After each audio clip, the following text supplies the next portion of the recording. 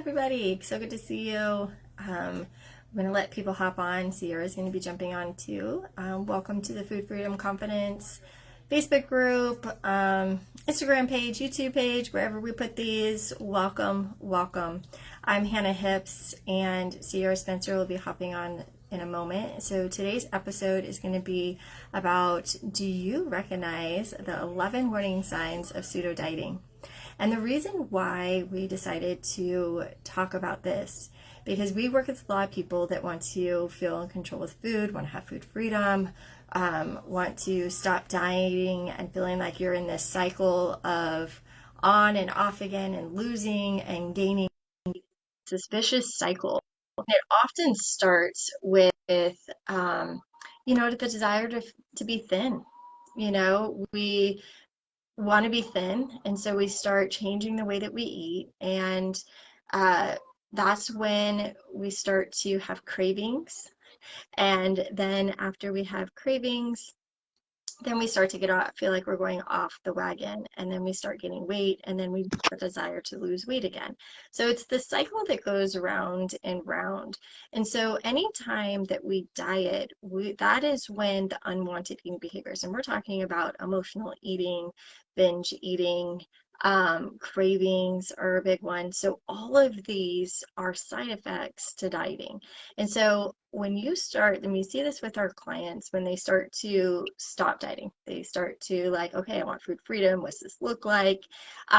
There's still these hidden beliefs that we're not necessarily always aware of. And oftentimes, we're like, hey, I'm not dieting anymore, but this food is bad and this food is good. And, we list off all of our food rules.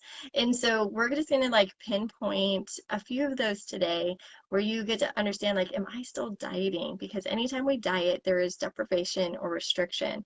There's deprivation or restriction. You're going to have those unwanted eating behaviors.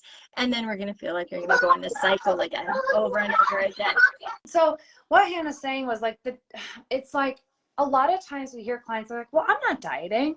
But this desire to be thin can cause a lot of unwanted eating habits, cravings, binge eating, emotional eating, feeling on and off track. And like Hannah said, you may not even recognize that your thoughts and beliefs and behaviors around food are a form of like pseudo dieting, like partial diet, causes more harm than good. So dieting, like Hannah was saying, can show up. So once behavior, you are free in control of food. Hey, Michelle. Say hi if you're watching.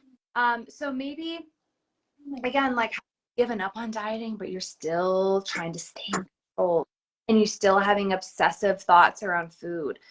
So we have listed all the examples of pseudo dieting, partial dieting in our weekly newsletter email. So if you haven't signed up for that, we highly recommend. We have an amazing weekly email that actually Hannah is our creator of. She's amazing.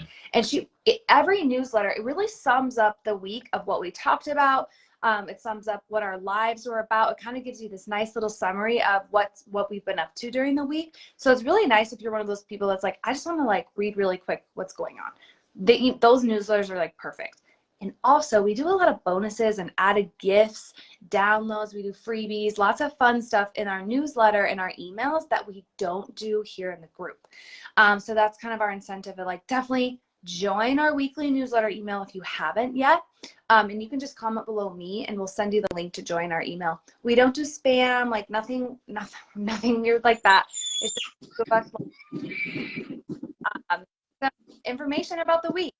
So here's a couple examples of pseudo dieting just to get you started, because there's 11 of them, and here's just a couple. Maybe you're not dieting, but you're meticulously counting your carb grams, right? It's kind of like the new version of counting calories. Maybe you are doing MyFitnessPal. You're like, I'm not dieting, I'm just counting every single thing. Or maybe you're cutting back on food when you feel fat, or you have a special event coming up. It's like a wedding or a class reunion. So remember, under eating, not eating enough, will trigger overeating. Okay. Another example we see of pseudo dieting is using coffee or diet soda to kind of to kind of pacify your hunger signals. So those are just a couple little examples we see. And there might be some other sneaky ways that you're pseudo dieting and don't even know, which is causing you to binge, overeat, and probably even gain some weight. Yeah, you summed it up. So, did you say the last one? Yeah, using coffee or diet. Okay. So Yeah. yeah, So if you want to learn about the other 8 of them, hey Michelle, I just wanted to say hello to you. We'll put those in our newsletter and you can kind of see which one. And you know what? These aren't bad or wrong either. We don't want to think that you're being judged about this, but these are just ways to pinpoint areas in your relationship with food that you get to improve on, that you get to be like, oh wow, I am doing that. And tomorrow in the group we're posting something one of our members sent to us about their realization that she didn't think she had any food rules or that she was not restricting herself, and to come to realize she had all these rules. She had foods that were good or bad. She would try to avoid eating ice cream because she's like, well, I don't want to eat ice cream. But then when she would allow herself to eat it, then she would feel guilty and shameful about it. And so recognizing that with her, she was like, oh my gosh, I guess I am still a bit dieting.